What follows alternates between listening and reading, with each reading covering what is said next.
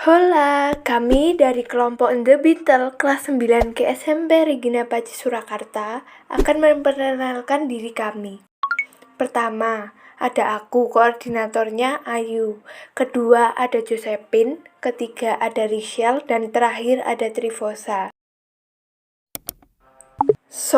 Kali ini kami akan membahas tentang apa itu kemitraan. Tentu kalian tidak asing ya dengan kata ini. Namun, kalian mungkin belum sepenuhnya paham hal ini. Jadi, kami akan menjelaskan lebih rinci tentang kemitraan. Halo, aku Risel. Di sini aku mau jelasin tentang apa itu kemitraan. Nah, kemitraan adalah kerjasama antara usaha kecil atau besar yang disertai pembinaan dan pengembangan oleh usaha menengah atau usaha besar dengan memperlihatkan prinsip saling memerlukan, saling memperkuat, dan saling menguntungkan. Nah, sedangkan pembangunan adalah proses perubahan yang mencakup seluruh sistem sosial, seperti politik, ekonomi, infrastruktur, pertahanan, pendidikan, teknologi, kelembagaan, dan budaya. C. Apa saja syarat-syarat yang harus dipenuhi supaya kemitraan untuk pembangunan dapat terwujud? Nah, dari pengertian kemitraan dan pembangunan, tadi ada syarat-syarat yang harus dipenuhi supaya kemitraan untuk pembangunan dapat terwujud adalah yang ke-1, kedua pihak yang bermitra mempunyai pimpinan yang dapat membuat keputusan bulat. Yang kedua, kedua pihak saling melengkapi. Yang ketiga, membangun kerjasama yang baik. Yang keempat, mempunyai tujuan umum yang sama. Yang kelima, kesetaraan. Yang keenam, saling menghargai. Yang ketujuh, saling memberi kontribusi. Yang kedelapan, saling menguntungkan. Selanjutnya, Ayu akan ngejelasin apa aja wujud kemitraan untuk pembangunan. Jadi di sini ada tingkat nasional dan tingkat internasional. Di tingkat nasional ada kerjasama perusahaan Indonesia, Tokopedia dengan Gojek. Pembayaran menggunakan GoPay, salah satu tujuannya untuk kemudahan berbelanja online. Ada juga kerjasama Gojek Unilever Indonesia melalui GoToko. Tujuannya meningkatkan taraf hidup pelaku UMKM dan konsumen. Penggunaan GoToko dapat mengakses produk-produk kebutuhan sehari-hari secara lengkap dari berbagai merek, termasuk Unilever dengan harga bersaing dan biaya pengiriman yang terjangkau. Kalau di tingkat internasional, lebih tepatnya ASEAN, ada proyek vaksin COVID-19 di Singapura bekerja sama dengan Indonesia. Ada juga bentuk kemitraan lainnya seperti yang terdapat tujuan SDGs, tujuan pembangunan berkelanjutan, yaitu perubahan iklim, energi bersih, terjangkau tanpa kemiskinan dan kelaparan.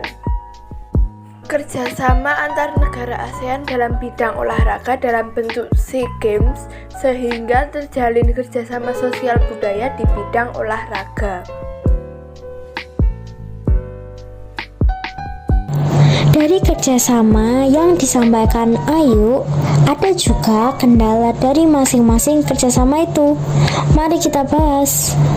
Kendala di tingkat nasional berupa perang dagang. Misalnya, Tokopedia dari Indonesia bukan satu-satunya marketplace. Jadi, perang dagang tentunya juga pasti terjadi. Selain perang dagang, juga bisa berupa perubahan sosial yang tentunya berdampak pada ekonomi, seperti hadirnya marketplace itu sendiri yang membuat kita lebih tergiur untuk belanja berlebihan.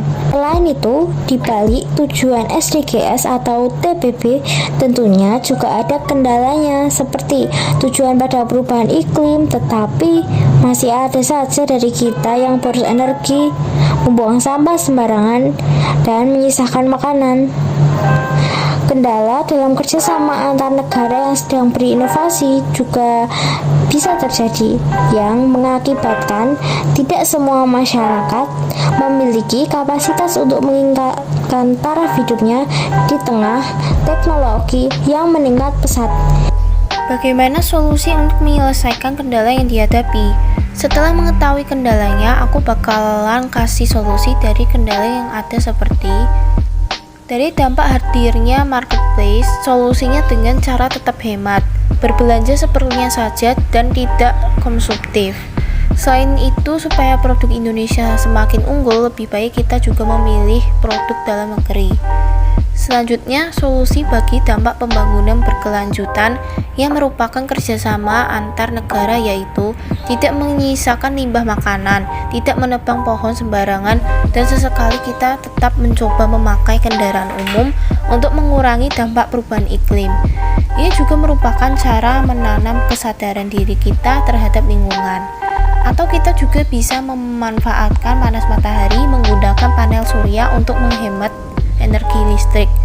Dan juga kita bisa berbagi ilmu tentang dunia digital.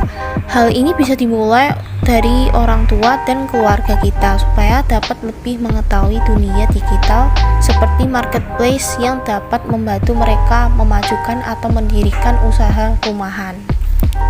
Banyak yang bisa kita lakukan untuk mewujudkan kemitraan. Dalam hal kecil saja sebenarnya setiap hari kita melakukan kemitraan. Entah dengan orang tua, teman, dan orang di sekitar kita. Saat bermitra pasti ada kendalanya, maka peran generasi muda harus mau menerima perbedaan yang ada untuk saling melengkapi. Yang dapat kita lakukan adalah menerima kritik dan saran. Sebagai generasi muda, peran aktif yang dapat dilakukan dalam mewujudkan kemitraan untuk pembangunan misalnya mengikuti berbagai perlombaan supaya bakat dan talenta kita berkembang. Lombanya berupa olimpiade agar mengharumkan nama Indonesia dan Indonesia dikenal di tingkat internasional. Kesimpulannya, kemitraan dalam berbagai bidang kehidupan bermasyarakat adalah pengokoh persatuan dan kesatuan bangsa.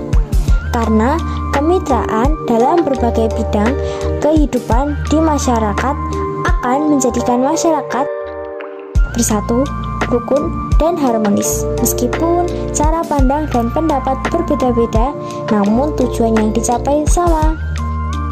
Jadi setelah menyimak video dari kami, teman-teman jangan lupa untuk bersedia membangun persaudaraan atau pertemanan supaya dimudahkan dalam menjalin kerjasama. Hal sederhana seperti aktif dalam kerja kelompok di sekolah saja, kamu sudah melakukan kemitraan untuk mencapai tujuan loh.